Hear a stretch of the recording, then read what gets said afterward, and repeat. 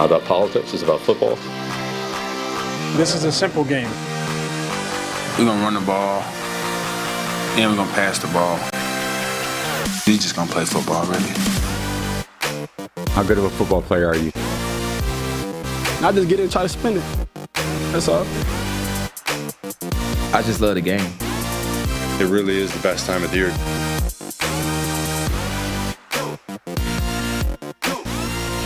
What's up, everybody? Welcome back to It's Just Football. I'm Trevor Sikkema. That is Mike Renner. Thank you guys so much for joining us live for the show. It's going to be a fun one. We're talking Dogs of the Week. I got my dog shirt on. Make sure I represent.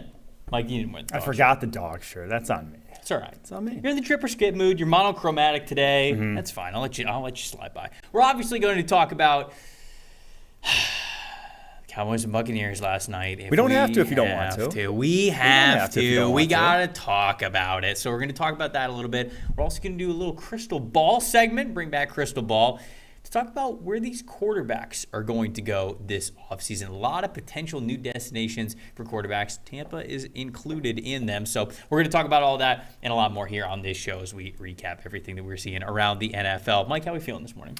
Feeling good. Unfortunately, last night's game, though, was a dud. Not great. Not a great game, but obviously now I think we got a good divisional round matchups. I think these matchups are, if you were mapping it out, at least like talent-wise, the best that it could have been.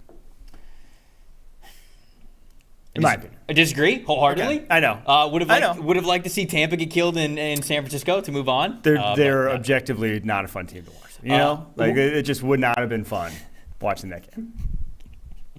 I haven't had fun watching them all year, so I agree with you. Last night was just a culmination of what we have seen all year, but we're going to talk about more than just the Bucs and the Cowboys. Let's get the production portal guys into the show really quick. Quinn, Eli, Sav, we got to get you into this show because before the show started, we opened up the chat, and people can just start getting their thoughts in before we even come on screen. And there are people in the chat who want Quinn and Eli to switch seats with me and Mike. I saw that. To give people what they really want, to quote them. How do you feel about that, Quinn? I mean, if it's 45, 50 minutes of just like a Bengals show, yeah. I wouldn't be able to turn I wouldn't be able to turn the show on. Like I don't know what button to press, and so like we might not be live. You guys might be talking to nobody, but we could do it. It's just Bengals. It's just Bengals would actually be pretty good. How are we feeling today, fellas? Good. Last night was a stinker. I finished Jack Ryan, turned off the game. Clutch. How was it? It's good. Yeah, nice. If you like the other two, you'll like this one. Haven't seen any of them, so. Well done, Joe. All right. Do we have a question of the day? Get us kicked off here? What do we got? We do. Eli's bringing us a prop, so he can't help us yet. But what do we have? No, he's coming back. Okay. Who is the highest graded player remaining in the playoffs? Oh, just like for the entire season. Yeah. Who offense, right now? Defense. Okay. Hell, could be special teams. Good question. Well done. Could have saved this for trivia, too. I think this is pretty easy. Oh, do you? Is it? Is it Micah Parsons? No. Oh. I wouldn't. I wasn't going to guess Parsons. I was going to say Trent Williams. Ooh. You see what's he got? What's he up to? I mean, he's at like Michael Parsons is close. Let's see. Chris Jones is up there. Oh yeah, Chris Jones is up there too. I think it's Trent Williams. I think Trent Williams has almost like a 93 overall grade. Okay. Trent Williams. Trent Williams. Gosh, who else? No, we're not using the name Trent and him in any combination. He's just Tim. Because Trent and Irwin. I won't do it. I'm still hurt. We're still getting over it. I won't do it. Watch him go for like $150 this weekend. No, he is. Trent Irwin is absolutely going to catch 3 of his 4 targets for 42 yards. I would cry. I'd cry real tears. Is Dexter Lawrence, after that beatdown he put up there, is he close?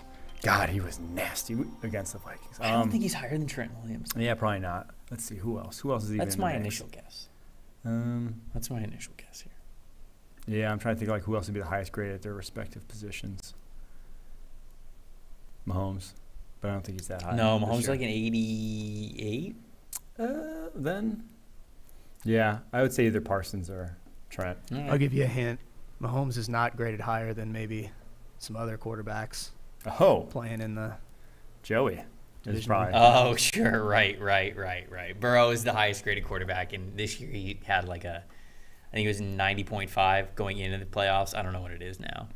But yeah, Joe Burrow was the highest graded quarterback. Quinn wasn't going to let that slide on us. 91.2 for Joey B. There you go. Oh, wow. Okay. We're thinking about it. What's the chat maybe? It's Trent, Dexy, a Mike lot of Parsons, people- Chris Jones, A lot of people same answers as us. Nick Bose. All right. We'll get our final answers Yeah. at the end of the show here. I did want to shout out Matt, who was our chat champ from yesterday. So Matt, you got to lead the chat here as we get through our dogs of the week. Also, as we recap these games and get to our free agent, or just I should say quarterback destinations that we're going to talk about today. It's going to be a very fun show. But we do have to talk about the final game of Super Wildcard Weekend. An absolute shellacking from the Dallas Cowboys. And you know what? For as much as my Tampa roots hated watching the result of that game, I'm a big Dak Prescott guy. I like Dak Prescott. I think Dak Prescott plays the quarterback position at an extremely high level. Is he a little bit more inconsistent than some of the guys that are ahead of him in the quarterback tier? Yes, I will admit that. But a phenomenal game from Prescott last night, especially bouncing back from what was an ugly first drive where he had a couple of misfires, a couple of drops from his wide receivers. They came back in a big way and took control of that game the way that they should. So shout out to Dak. I think he gets way too much crap, even for the genuine criticism of some inconsistencies. I think it goes way too much on Dak's shoulders, so I was very happy for him getting a road playoff win. If Tampa's got to lose, at least I get to see a good game from Dak. So, Mike, I'm going to start with you, though, as we kind of talk about some stats and some numbers that matters from this Cowboys-Bucs game. What's the first point that you wanted to make from that contest? It's just that Brady can't go out like this. That is such an awful game to go on. This lowest graded game as a Tampa Bay Buccaneer. Unfortunately, maybe his last game as a Tampa Bay Buccaneer, Yeah, but it probably. can't be the last game of his career. Probably. To go out looking just scared, truthfully. Like, for the vast majority of that game, he looked wholly uncomfortable, did not look like Tom Brady. And then the slide tackle to add insult to injury, that was ugly. I don't even know what Mac that was. Jones-esque. I don't even know what that was. Ugh. What was he doing? I don't know. But it wasn't great. Was he just, getting down? I Did think somebody yell, grenade, and he's just, getting down? he's just trying to protect himself. I don't know what he was and doing. make a tackle at the same time, which is very illegal. So Yeah, it can't be. may get fined for that. But yeah, not good. Not good, Tom. Not good. I agree. I don't think he's done. I I really don't don't think think so he's done. I also have a deeper theory that now that we know that the Buccaneers are probably going to move on from Byron Leftwich, now that Peter Report put out the report that there was a plan mid-season to move on from Leftwich, and Todd Bowles ultimately decided not to do that, I really wonder if it was at that point Tom Brady was like, this team ain't doing anything. Yeah. Get me I out of here. am protecting myself. I am not holding on to this football longer than I need to. I'm not taking any extra hits. Get me out of here. I'm playing another season after this, but I don't want to be hurt. That's an interesting theory because it tracks, right, in terms of watching him. Yes. Like, that's what it looked like. Yeah. It looked like he was attempting not to get injured the second half of the season. And even you just watch some of those passes that were to nobody, right? And you say to yourself, the broadcast is kind of trying to figure it out. They're like, maybe Brady, maybe it was a little bit of an option route. Brady wanted this receiver to do this. He wanted him to sit here in zone coverage. But some of those throws, it's not even defensible in that way. And it's almost like the broadcast would just brush it off. And they'd just be like, I'm not really sure what happened there. I genuinely think it was just Brady saying, I'm getting this ball out of my hand. If the play did not work within 2 seconds, I'm getting it out of my hand. I don't care. I don't care how bad it looks. And to me, that makes it feel like he just didn't want to get hurt. Brady versus the Cowboys, that's one of my points here, going back to his time to throw. This is a terrible game from Tom Brady. 2.39 time to throw. Second fastest of the weekend. He had the fastest time to throw of anybody in the NFL this season, just a 64.6 adjusted completion percentage. And I think the Cowboys knew exactly what they were going to do against Brady, because when you look at what the Cowboys did on defense, with these hints in hand, their game plan going into it, I thought, Mike, was perfect. They played 68 total snaps in coverage. 52 of those snaps came in press coverage. They knew that Brady did not want to hang on to the ball. That he was not going to hold on to it to allow routes to develop deeper down the field. So they put those guys in press coverage, and they said, fine, try to find the short window, or try to find the tight window. So you're matching press coverage with obviously the pressures that they had, 25 total pressures, 19 hurries, 2 sacks. The scouting report for Brady was so obvious going into this game, and the Cowboys did exactly what they needed to do. They've got good guys up front. They matched it with press coverage, and they said, look, you're going to have to hold on to the ball for longer than 3 seconds in order to beat us. And Brady wouldn't do it. He would not do it. That was our question for yesterday. Was that something that he would be willing to do? And Mike, it was not. So that makes me think that he just did not believe in this current Bucs team. Fair. And it's hard to believe, considering what they put on tape all 18 weeks. My next point, next guy I want to highlight, Tyler Smith, Cowboys first-round pick. Hell of a year, man. What a year from him, and in this game especially. He's asked to move from left guard to left tackle mid-game because of, obviously, I believe Jason Peters going out with injury. Didn't allow a single pressure at either position on 37 pass blocking snaps. Obviously, the Cowboys offense rolled in this game. His performance, a big reason for that. And for a guy who was billed as, by every stretch of the imagination, every single draft analyst, I don't care who it was like, this is not a guy you're starting year one. Even though they were drafting him in the first round, it was like, I was one of them. I was one pump of the them. brakes. And I was too, and I was high on him. 25th player on the PFF draft board, and I'm like, you're going to want to pump the brakes. You're going to want to wait till year 2, year 3 for this guy. And we're seeing it now. There is no wait. Tyler Smith is the real deal. Looks like a steal in the first round already because physically, the more development he gets, he can join that elite tier of either whether it is offensive tackle or offensive guard because that guy is a special athlete. Yeah, watching him at Tulsa, you could see that, right? I mean, you could see that when he was playing left tackle, but there were so many tendencies where you're like, man, the hand placement, the hand striking, just like the patience, overall understanding of the position, like it's not quite there yet. For you to make the jump into the pros, it was going to take a little bit of time, but I cannot believe how well he has been able to pick up a lot of that discipline, a lot of that technique, and put it to work right away. And he didn't even go to a spot where they were like, yeah, we need you to play right away. Kind of injuries along the offensive line forced him into action early on. And so he wasn't even, I don't even know if he was training that way from day one, but a lot of these guys say, hey, you got to be ready to start whenever your number's called. Tyler Smith was. So hats off to him. Another point that I want to make in this game, people want to go after what was happening in the Bucs secondary, right? How are these Cowboys wide receivers consistently open, especially up the seam, all of that? Where was the press coverage? Where were the different looks? Mike, the Bucs don't have a pass rush. When Shaq Barrett went down earlier this year, they've had 0 pass rush since then. And for as much as we want to talk about all sorts of skill positions and coaching and quarterbacks and everything, those certainly go into what makes a good team. But the game is won and lost in the trenches. That remains true. And for the Buccaneers on the defensive side of the football, 45.6 pass rush win rate as a team during the regular season. That was 27th in the NFL, so bottom 6. This past week against the Cowboys, even lower, 40.5% win rate versus the Cowboys. It's just not going to get it done.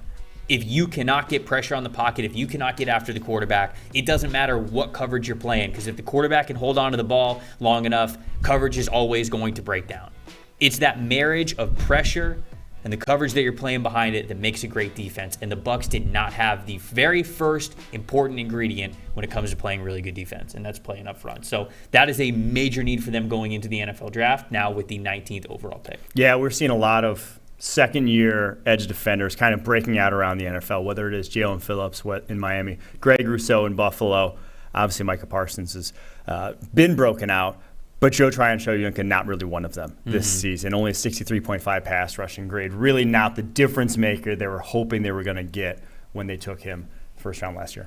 Yeah, and he's playing with effort. I think he's playing with effort. He's a high energy guy. He's just not beating his offensive tackles. Yeah.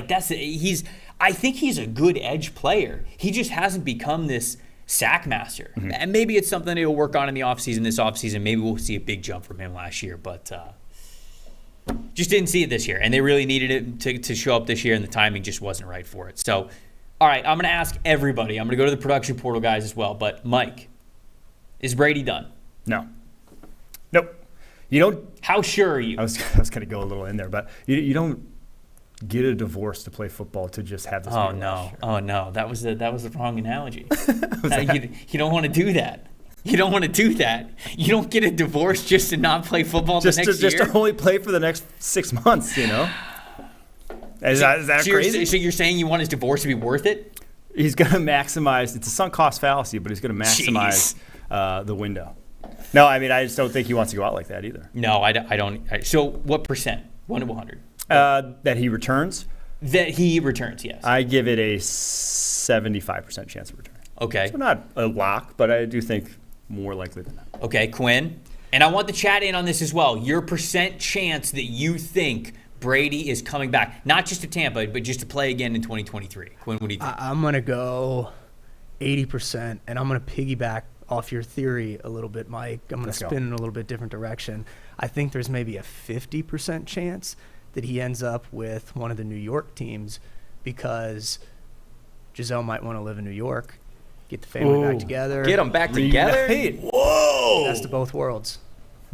See, I was going to say I also hope that the divorce was worth it. So he will be back.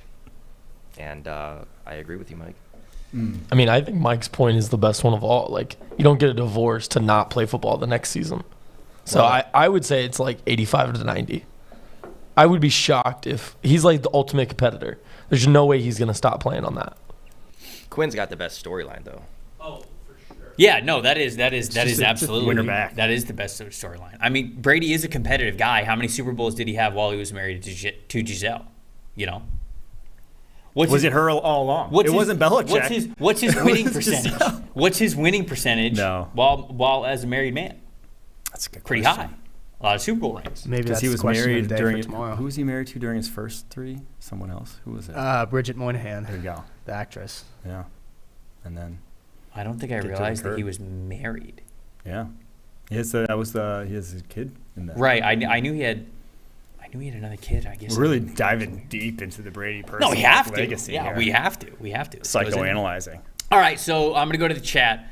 This is a percent chance that these guys think that Brady will be back. Drew, 100%. Justin, 100%. Jason, 50%. Birmingham, 98.7%. Brock said, let Renner cook with your theories. Victor said 99.9%. Haley saying 82%. Brock saying 100%. Philip saying 69%. Nice. Jeff saying 65%. Is there anybody who doesn't think he's going to play? It doesn't look like it. Peter says 12%. That's the only one below 50 that I've seen.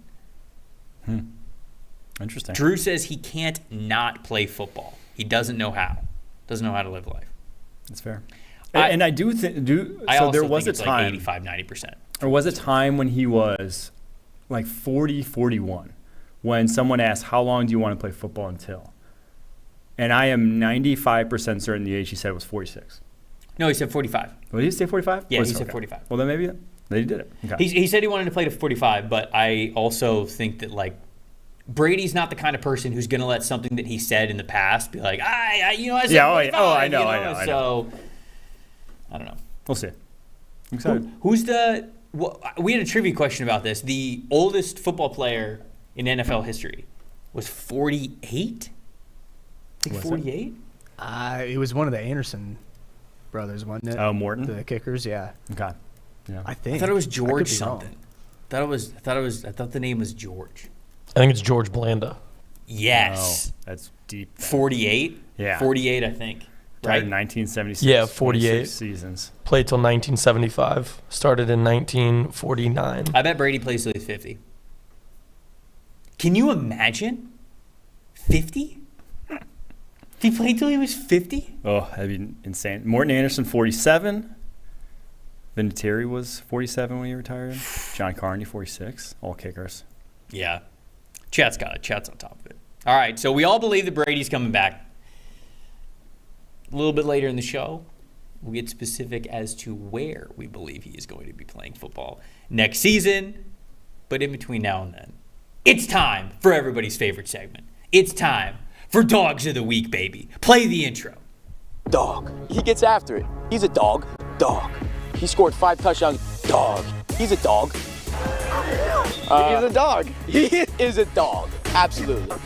Dogs of the Week, baby. It's our favorite segment here on this show. It's where we get to show some love to some players who balled out this past weekend and put them in an exclusive group as a dog of the week. We want to hear from you guys as well. Shout out some of the players, whether it was for your favorite team or not, that you think really stood out that deserved to have the label of a dog of the week. Mike, I start with you. Who was your first dog of the week? Let's go with one Asante Samuel Jr. Yeah, he better be one of them. Yeah, it was a losing effort, but not because of Asante Samuel Jr. 11 targets, 3 catches, 15 yards, but then obviously the 3 interceptions and 2 pass breakups. Truly an all-time playoff performance from one of the sons of one of the other great all-time playoff cornerbacks in Asante Samuel Sr.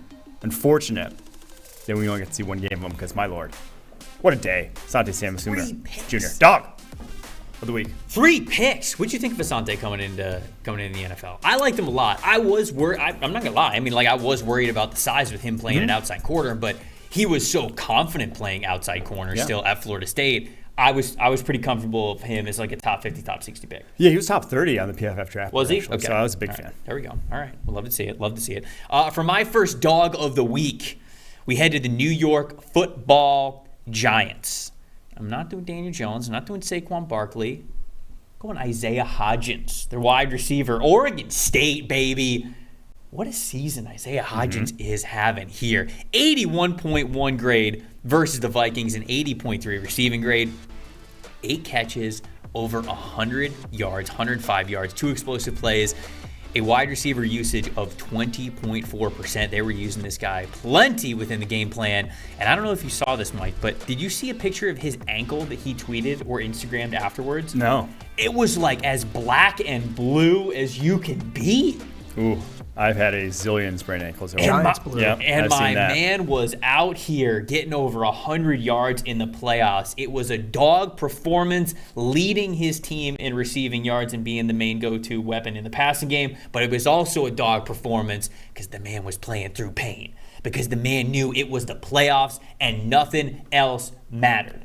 Isaiah Hodgins, hell of a year he's having, getting the dog of the week nod and a big win to take them to the next round. Were you a Hodgins guy coming out of Oregon State? Because he had fans. Yes. Even though he was a 6th rounder, you were a fan. So I did like him. My old co-host on Locked On NFL Draft, Benjamin Solak, loved Isaiah Hodgins. I don't want to say Ben wasn't saying he was like a 1st rounder or anything, but I remember whatever draft class that was. What year was that he was in? 2020.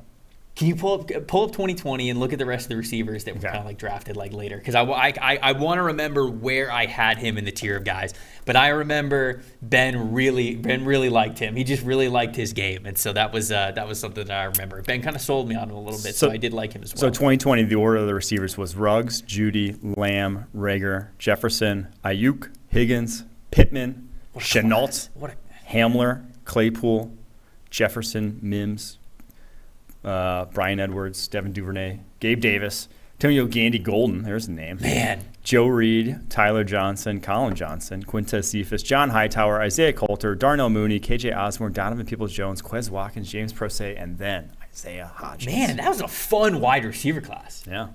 I was not high on Isaiah Hodgins, I will be honest. But Buffalo. I thought he was draftable, certainly. Yeah, I had him as an early day 3 guy, I think. He was just a great ball skills, big target. A little stiff. Well, now he's out here showing out in New York. You love to see it. All right, who's next in your dog of the week? My next dog of the week is the guy throwing him the footballs. Daniel Dimes, Danny Jones. January. 24-35, 301 yards, 2 TDs, 1 big-time throw, no turnover-worthy plays, 80.9 overall grade. He now has 3 of his 5 highest graded games over his last 3 games. Catching fire at the right time. When have we seen this from a Giants quarterback? I can't remember. I've never seen that. But man, he is making himself money, though. This is now, obviously, 2 of them are coming against Minnesota's defense. And he's cooking right now. If he cooks this Eagles defense, which we'll believe it when I see it, but if he does, the contract, he'll get a real contract. He will get a real contract from the New York Giants. He already is, man. I don't know if he's going to get like long term. What defines real to you? Like 3 to 4 years that are actually have to get those 3 to 4 years, not like hey, we can get out next year. Like some dummy years? Yes. Mm-hmm. Not like Derek Carr's extension was not a real extension. It was hey, we'll see if it turns out well. So if Daniel Jones gets a contract like that, where the guaranteed money's low, after 1 year, it's like then he has a bonus for a roster bonus the next season, that's not a real contract. So be curious to see what he does get. I mean, he's locking up. To me, I think Daniel Jones is locking up at least 2 years of solid guaranteed deals. We'll see how far it goes into 3 or 4. Do we think over under Tannehill range of contract, which I believe Tannehill was like, what, 3 years, 90 million, something in that range? Let me go back and look at that one. I mean, it feels kind of right. So 30 mil a year, are we thinking for Tannehill? No, I mean, I think Daniel Jones is going to get more than that, honestly. Okay. I think he's going to get closer to like 35 mil a year. And I think... Okay, so Tannehill's was 4 years, 118 mil. Okay, so that... Over under. So that's just under 30 mil. Just under 30. Yeah, I think Daniel Jones is closer to 35. Oh, man. That's too much, in my opinion. But it's just the market, man. Yeah. You look at these you got some quarterbacks making 50, right? Yeah. You got some quarterbacks making 50 mil a year. And Daniel Jones' agent, they're going to be able to say, like, we had you in the playoffs winning playoff games while some of these quarterbacks weren't even playing. Yeah. So I gotta think it's closer to 35 mil. I'd be pretty shocked if it gets close to 40, but shoot, man, quarterback contracts don't. I mean, they shock me all the time. So who knows what it could be. I'm reading a couple in the chat here. Aid said Trevor Lawrence dog of the week. I mean, Trevor Lawrence kind of like put himself in the category to be in the dog house, and then he became a dog. So that was a little up and down. I didn't have Trevor Lawrence. Do you have Trevor Lawrence on your list? No. I don't. I don't have Trevor. Too many. Daniel Jones and Saquon Barkley. Justin shouting them out for the dogs. Philip saying Dak and Tony Pollard. Zach says Sam Hubbard. Do you have Sam Hubbard on there? Do not. Okay, I don't either, but he absolutely picking the ball deserves up and running a straight line. He absolutely deserves the shout out for that. Brock Purdy's on here. Michael Parsons is on here. I actually saw a lot of Doug Peterson, and I don't think we've ever had a coach dog of the week. So, and we should. A lot of shout outs for him. You know what? We absolutely should. I just saw this one in the chat, and this is my second one. Sexy Dexy. Dexter Lawrence. We've had him as a dog of the week a couple of times so far this year, but what an absolute difference maker this guy was, especially this weekend. 85.2 overall grade, 82.8 pass rush grade, 4 quarterback hits, 7 pressures, and again, another game above 20 in the pass rush win rate. Dexter Lawrence came into the NFL as a nose tackle that you went, you know what? He's got some unique athletic ability. But he's a 1 tech. He's a 0 tech. How much damage was he really going to do as a pass rusher? This year, he has totally changed the entire narrative around how you view this player. He is one of the best interior defensive linemen in the NFL. I mean, it's just the impact that he has had for this Giants team cannot be understated. And I think that it goes right to even that final play of the game with Kirk Cousins where you go, how are you throwing that ball 6 yards short of the sticks on 4th and 8? Dexter Lawrence is coming down the middle of the field right at you. And he had been all game. And so you panic a little bit. You get rid of the ball. You're like, I don't want to get this knocked out. This guy's been all over me all game. And I think that presence that Dexter Lawrence has, he's becoming the kind of impact player where even if he doesn't get to the quarterback, he is affecting how the quarterback is processing the play as it's going on. That's a high impact player. That's a dog of the week, Dexter Lawrence. Yeah, he had some pass rushes against Garrett Bradbury that were so dominant, it looked like it was a screen. Because Bradbury just kind of like stood up and let him go. As if like he was going to go out and release. It's like, no, he just got dominated that badly. You just don't see that level of domination in the NFL. Hats off. Who you got Dexter. My last one, going to Monday night. Dak Prescott got hated on, doubted on by everyone in the national media. A lot of the national media. The narrative around him was far too harsh over the past few weeks about his picks. Could not stop bringing up his picks. All he did was go out and just put it down the Tampa Bay Bucs defense throats. 87.7 overall grade, 25 of 33, 305 yards, 4 TDs, 1 big-time throw, no turnover-worthy plays. Damn near flawless performance from Dak Prescott in the big stage. Game to play. Hats off, Dak. Dog of the week. Had to be. As much as it pains me, had to be. Absolutely had to give him the shout out there. I love it. Phillips also shouting out Christian McCaffrey, another 100 yards on the ground. Love to see that. Mitchell shouting out Logan Wilson. Man, the linebackers for the Bengals are just playing so well, it feels like. Rip Wilson has been out here representing the nickname very, very well. My last dog of the week, I'm going to go with the Buffalo, and I'm going to go Kyer Elam, their cornerback there. It was a little bit of a slow burn. I think that people were a little bit worried about Kyrie Elam when Christian Benford had beat him out for that starting gig in week 1. We wondered what was going to happen with Kyrie Elam, and here we are getting to the final parts of the season. He's playing really, really well. Played really well this past weekend, especially against the Miami Dolphins. 88.6 overall grade, 82.3 coverage grade. Only allowed 1 catch for 2 total yards on 4 targets that came his way. He also nabbed an interception and had a forced incompletion too. Kyrie Elam, a lot of people liked him coming out of the draft. A player who has that island potential, somebody that you can just put on one side of the line of scrimmage, and if he's playing with confidence, really be able to shut guys down. And of course, learning to play corner as a rookie is a tough task, but Kyrie Elam really coming into his own as we have gotten into the second half of the season and into the postseason. So wanted to make sure that I shouted him out too. In a game that was a lot closer than we thought it was going to be, the play of Kyrie Elam, especially the takeaway ability, proved to be huge. Yes. And he was a young guy coming out, right? He was 20 years old, one of the few 20-year-olds in this draft class on draft day. So a guy that was, you're not expecting him to look like Sauce Gardner right away. You're not expecting him to dominate right away. You're seeing the talent, though, and what he's fully capable of. Brother, Sauce Gardner didn't even expect to look like That's also fair. That's also fair. This year. It was, we can't compare anything to that. It's going to be one of the best rookie seasons that we have ever seen. All right, those are our dogs of the week. Appreciate you guys shouting out. Oh, Meta also says Mark Andrews for dog of the week. Yeah, hard to argue. That if he would have hawked Sam Hubbard, that would have been an all-timer. That would have been Benjamin Watson, Hawkin. Who was it back in the day? That was tremendous. Would have been DK Metcalf. Metcalf, Buddha. I mean, actually, that one's in a tier of its own. I can't even put those in the same category. That was so crazy. All right, let's move on a little bit here. Appreciate everybody getting their dogs of the week in the chat.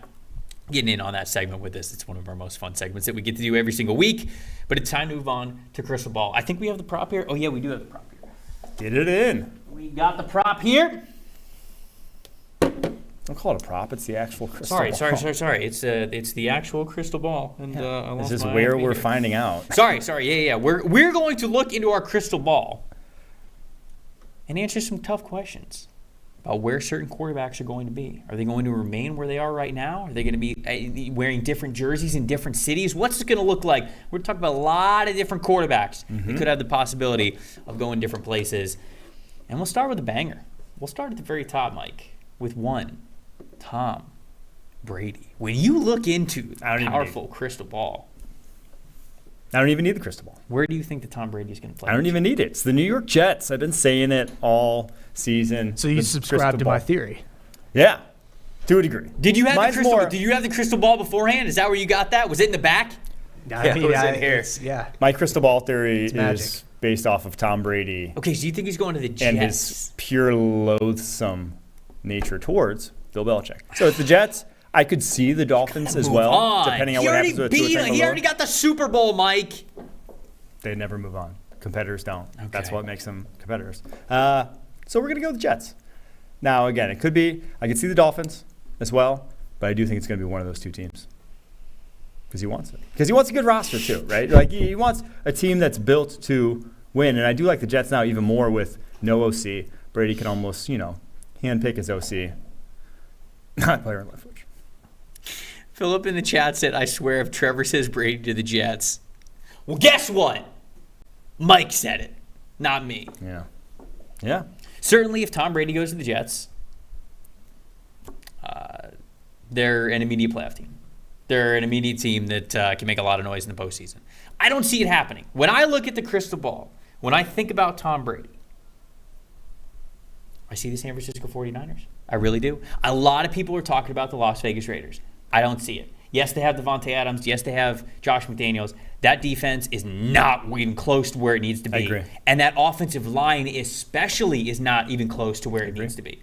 So to me, I think a lot of people look at Vegas and they just go, there's a quarterback opening. So this one makes the most sense. And then Josh McDaniels is there. Why would Brady go for some good receivers? Obviously, I guess a coach that he likes, all that goes into it. I'm not saying it doesn't, but the O-line's terrible. The defense is terrible.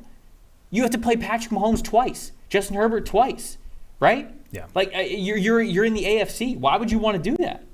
You've got to face Burrow. You've got to face Josh Allen. I don't really understand that. For the San Francisco 49ers, yes, Brock Purdy is obviously a great story for Mr. Irrelevant taking them to the heights that they've been and still in playoff contention. If they win the Super Bowl with Brock Purdy, yeah, okay, they're probably not moving on from him. But if let's say they lose to the Philadelphia Eagles in the NFC Championship round, let's even say if they lose to the Super Bowl, they're going to look into it. They're going to look into Tom Brady. If you put Tom Brady on the San Francisco 49ers team, especially even the one that they're getting next year, immediate favorites for the Super Bowl in the NFC, I think.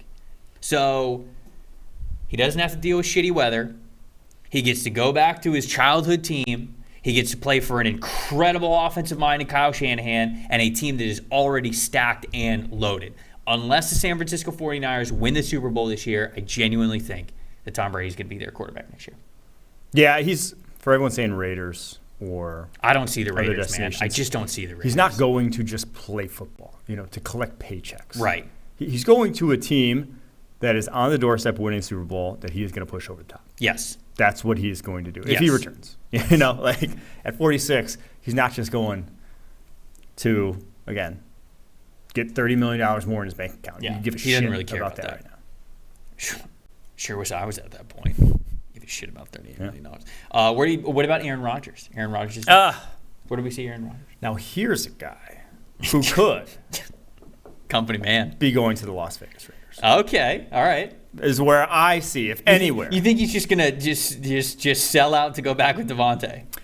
That connection obviously would be what could sell him to go there in the first place, and then it could also just be, Rodgers is a weird ass dude. He has different aspirations than the vast majority of highly competitive quarterbacks, and a lot of his aspirations are just like respect-based. He doesn't, he wants people to just respect him. And so with his tenure in Green Bay, I do think if they don't want him, if there's any hint of him and Haw, they don't want him, he's going to not want to be there.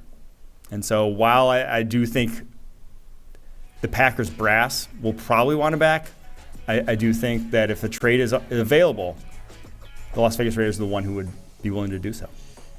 Here's the problem with the Raiders. I don't mean to totally dismantle that, but isn't the reason Josh McDaniels is still the head coach because they're so cash poor, and they're about to take on Aaron Rodgers' deal? Well, the Packers are on the hook for the vast majority of it. Is the problem? Okay, so they would get a ton. I don't know how much relief they get. Oh, yeah. I just know that obviously the contract is massive. Yeah, he'd be very attractive for someone trading for him because his base salaries are so low. Packers are going to eat pretty much like $50 million in cap space over the next couple of years, or maybe even more than that, if they trade him. So it's very favorable to get a guy like Aaron Rodgers right now. On the trade market. I ultimately think Aaron Rodgers plays with the Packers next year. I really do. I think he's going to stay on the Green Bay Packers and he's going to play one more season. I was just trying to sell myself. I was just trying to wishful thinking. No, it's fine. No, you could do that. You could do that. Yeah, maybe the crystal ball is lying to you a little bit. That's fine. Maybe you need to get your mind right. You need to be confident in yourself in order to see confidently through the crystal ball. That's okay. We can't all be where I'm at. But I do think that he plays with the Green Bay Packers next year. I do. What about Jimmy Garoppolo? Where do we think Jimmy G ends up next year? Speaking of Niners quarterbacks. This is a tough one because I don't see any of the sort of needy teams out there that are really desperate for quarterbacks, whether it's the Panthers, whether it's the Colts, that are really like, we have to get a guy. I don't see them looking and saying, hey, Jimmy G's that guy. I don't think that's the case. Now, I think the Jets make sense, but they made more sense when, Mike LaFleur was still the OC, someone that he obviously would have had experience with. Now they could be changing directions in that regard, and maybe Jimmy G isn't a fit. So I'm not sure I really see anyone really going to bat and saying Jimmy G is the guy.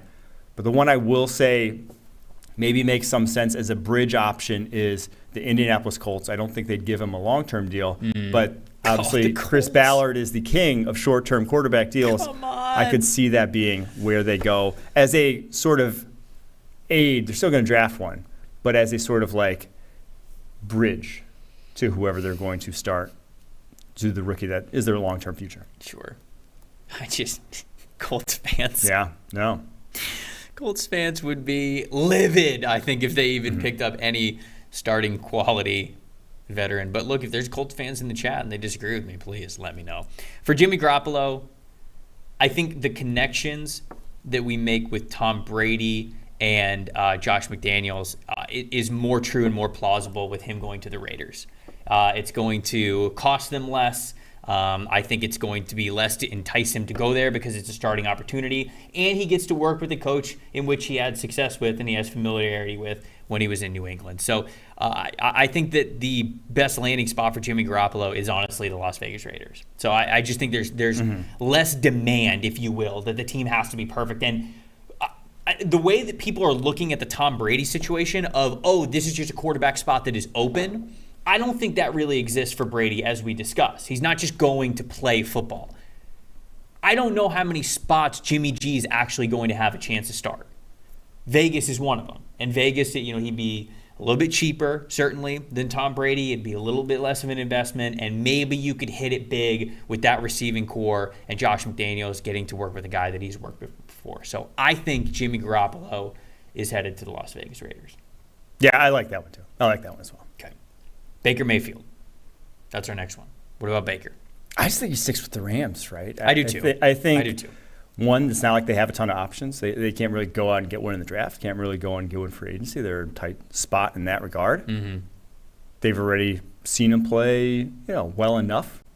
And I don't think he's going to have any suitors to be like, hey, you're our starter next year. So at that point, Matt Stafford does come back.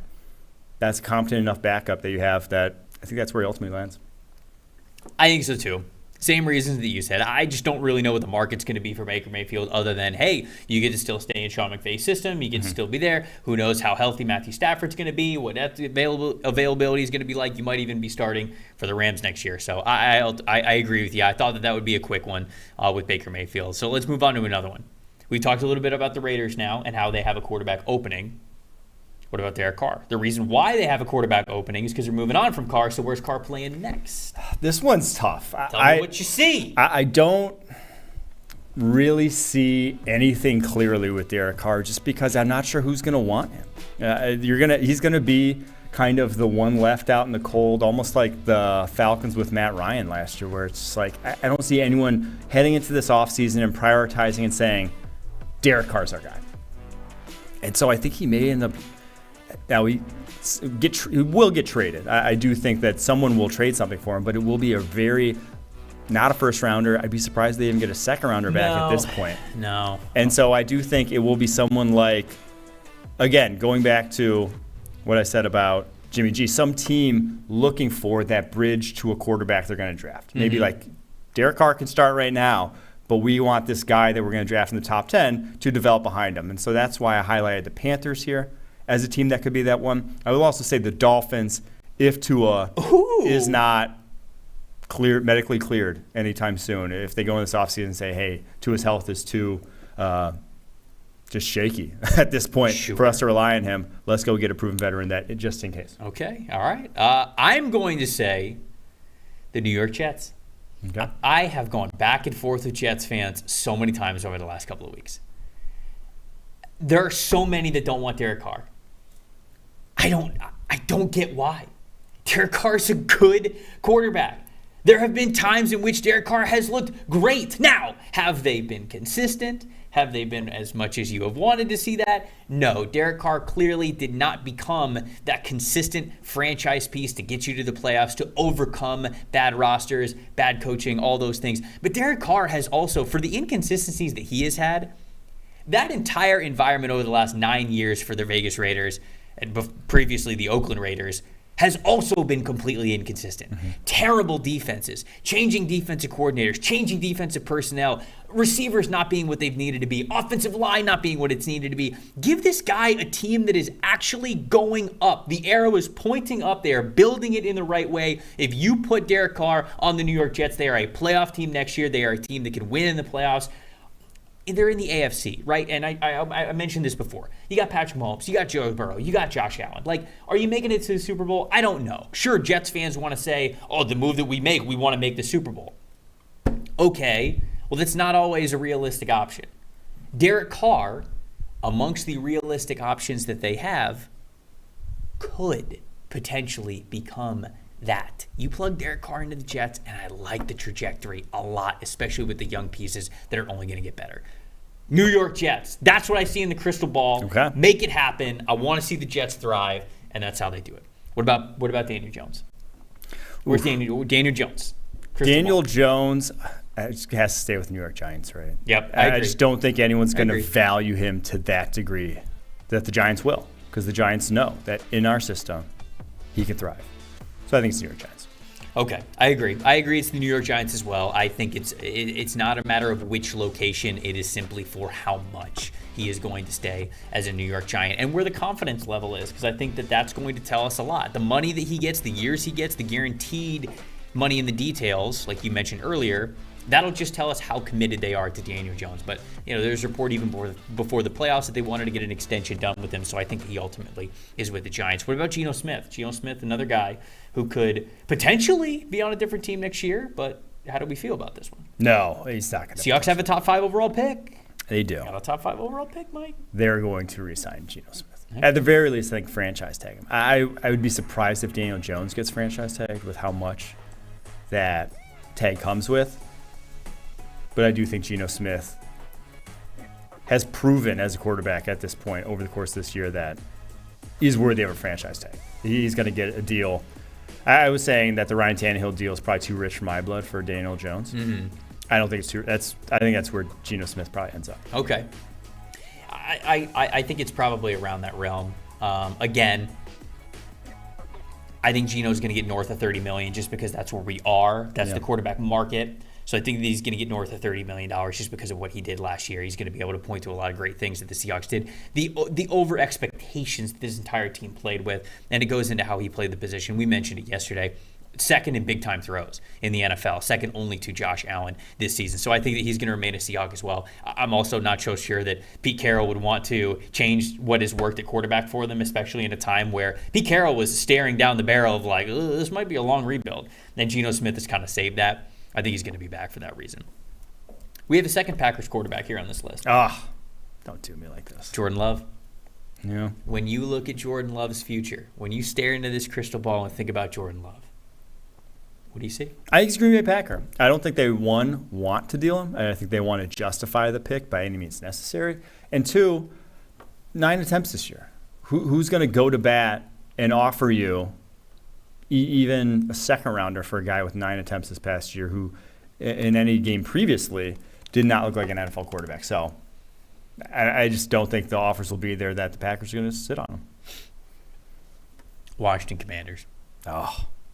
Yeah. Come on. I don't hate it. In fact, I like it. No, they're going to keep Wentz. They're just... No. Dude, no. Don't do that to me. I don't want to do that. We don't even have Carson Wentz on the sheet. Yeah, well, it's a good reason. We're getting out of here. We're getting out of here with Carson Wentz. We're on the bigger and better. Trade for Jordan Love. I know they don't have a third-round pick because of the Carson Wentz trade. But, I don't know. I like it. When I think of Jordan Love, I see the Washington. Oh, I would love it for him. Make it happen. I think that receiving core would be fun. But I trade a second-round pick. If it's too rich for a second-round pick, you get a little something back from the Packers. An early day 3 pick. That's what I see. I'd love to see it. Jahan Dotson, Terry McLaurin, good running backs out of the backfield. I would like to see Jordan Love get a legit shot, and I ultimately think that Aaron Rodgers is back with the Packers. Therefore, what do you do with Jordan Love? What's the timeline that you have? It's just you're getting down to the wire of whether or not this can even make sense for you. It still can.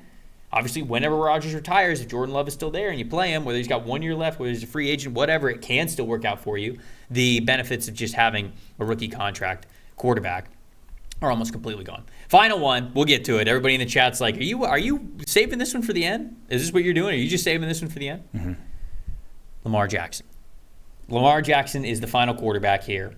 Lamar obviously did not play in a good stretch of the second half of the season because of a knee injury. Wasn't able to play in the playoff game that they ultimately lost.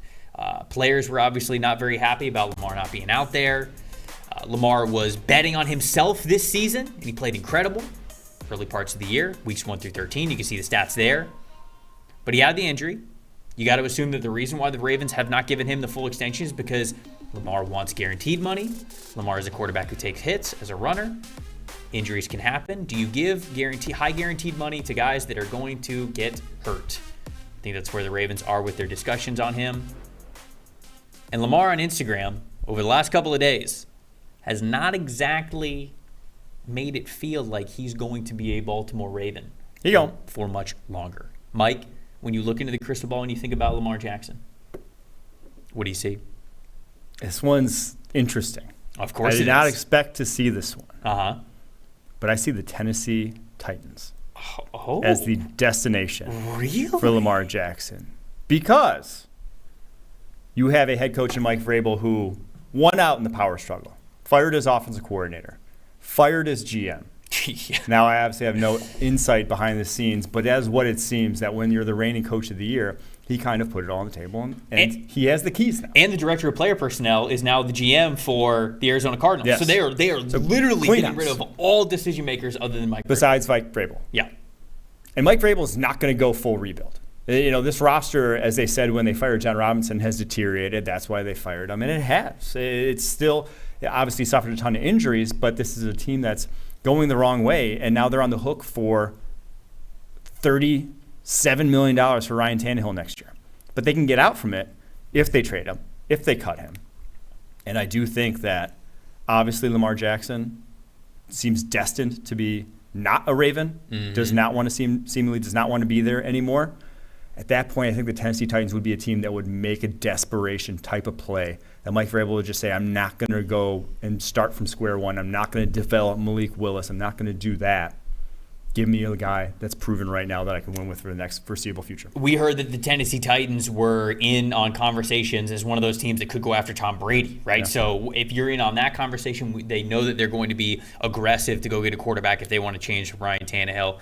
I don't hate that thought, but there's one that I like even better. There could be a change in location, and I do see him elsewhere as of right now. I don't see him still in Baltimore. But the team I would love to see Lamar go to, the Atlanta Falcons. Yep. I'd love to see him go to the Atlanta Falcons. Arthur Smith, the former Tennessee Titans offensive coordinator, who orchestrated one hell of a run game with Ryan Tannehill and Derrick Henry in Tennessee. Now he has a stable backs that he likes in Atlanta that could even get better, who knows. You add Lamar Jackson in that mix, and all of a sudden the rebuild for Atlanta is at hyperspeed. That all of a sudden becomes an incredibly competitive team. And depending on what Carolina can do at quarterback, depending on what Tom Brady does with the Tampa Bay Buccaneers, Atlanta could vault themselves into favorites for that division if you go get Lamar Jackson, right? A fully healthy Lamar Jackson on this Atlanta Falcons team, depending on what they can still do in the draft, depending on how they can upgrade this defense. Arthur Smith getting to work with Lamar and that running game, guys like Kyle Pitts, guys like Drake London, already in the fold at receiver, give it to me, man. I love this thought. I would absolutely love to see it. It'd be so much fun. Again, the Tampa roots in me would hate it. This would be a hell of a lot of fun to get Lamar Jackson in Atlanta. It would make a lot of sense for Atlanta to do so. Just one fit for that offense, the personnel they have in there already. Yeah, I agree. Okay. All right. There we go. That's our crystal ball segment. Did a lot of looking into the future. I see you guys in the chat as well, going back and forth about where these guys could be. So we appreciate you guys getting in on the show there. Before we get out of here, give you a bet that we like for wild card, or not wild card weekend, divisional. Divisional. We're fast forward. We're on to bigger and better. What's a bet that you like? Any early lines? I like, with the news of Jonah Williams' kneecap coming out of place on Sunday night. Not ideal. And obviously being week to week, but even if he plays, I don't think you're going to see 100% Jonah Williams, which is a scary thought. With that being said, I like the under in the Cincinnati-Buffalo game. 50.5 points. I think we see it's already getting bet down to 50. We see this game going below that because I think it's going to be a little bit of a defensive struggle with the Bengals offensive line just not having any answers. I'm going to stick with this game. Bengals getting 5. Bengals getting 5 points. Yeah. Joe Burrow's getting 5 points. Give me all of that, baby. Look, Quinn is going to give Jonah Williams his kneecap. They've already got the surgery. Surgery's tomorrow, Quinn, right? You're giving Jonah Williams your kneecap? Yeah, and I was also going to see if I could just spot him a few pounds too. Not that I have a lot of pounds to be spotted, but he's struggling with the bull rush. Maybe if he was a little heavier. Of course. Yeah. That would help, right. No, that's good. That's good. And that's a good fan. That's what any fan would do. So Williams' knee is going to be fine. He's going to have Quinn's knee in there. The kneecap. You need the tendons. The kneecap's fine. It's the tendons around that you need to strengthen up. Oh no, it's just Quinn can do that. It's no problem. Just a little. Been hitting legs a lot in the gym, so. Oh, so there you go. So it's good to go. There you go. So my guy's got strength See, he's got strength to spare. Shoot, I mean, you could still be in the gym the next day, giving it to Jonah Williams, making sure this knee's good. No, but in all seriousness, I like Joe Burrow getting 5 points. Hard for me to not take a bet where Joe Burrow is getting 5 points. Can we get an answer to question of the day? The highest graded PFF player left in the playoffs. My official guess is Trent Williams. All right, I'll go with you. I'll ride. All right, Trent. Who is it? It is Trent. Let's Some go. good guesses, though. Chris Jones is up there. Dexter Lawrence is up there. Yep. Mike Parsons is up there. Josh Allen is up there. Joe Burrow is up there. Of course. But Trent Williams, 92.9. Trent Williams, man. One of He's the been fantastic. one of the highest graded PFF players of all time. No, the highest graded PFF player of all time last year, right? Yeah. Once again, just having an incredible year. What an incredible player he is. Do we have a chat champ for the day? Yes, we do. Shout out Grafting Diamonds talking about where Tom Brady could end up. He said Tom Brady be the ideal backup for Brock Purdy. Sure. And I think that's a great idea. Torch passing. Yeah, that's true. Yeah, it's true. It's true. Brady wouldn't even play. He'd literally just hand the torch to Brock Purdy. They would sign him literally just for the torch ceremony to pass to him. He's starting over Brock Purdy. Please, let's be real about it. Appreciate everybody watching the show live, getting in on it, on all the fun segments that we had today. Shout out Grafting Diamonds as our chat champ. You get to represent the chat tomorrow as chat champ, and that means it is full NFL draft day. Wednesdays are very NFL draft focused. Mike, I know you had a mock draft that came out. You've updated the big board. It is going to be no shortage of things to talk about. We now have even more teams locked into the NFL draft order. It's going to be a good time. I'm Trevor Sikkema. That is Mike Renner. For everybody in the production portal, thank you guys so much for watching It's Just Football. We'll see you right here, same time, 11 a.m. tomorrow. See you guys then. It's not about politics. It's about football. This is a simple game. We're going to run the ball, and we're going to pass the ball. We're just going to play football, really.